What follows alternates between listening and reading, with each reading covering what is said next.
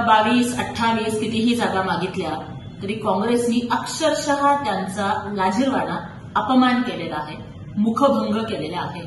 उद्धवजी, ज्या मतदारांनी हिंदुत्वाच्या मुद्द्यावरती तुम्हाला मतं दिली त्यांचा विश्वासघात करून आपण सत्तेसाठी अनैसर्गिक युती केली. आज तीच माणसं तुम्हाला विचारायला तयार नाहीये.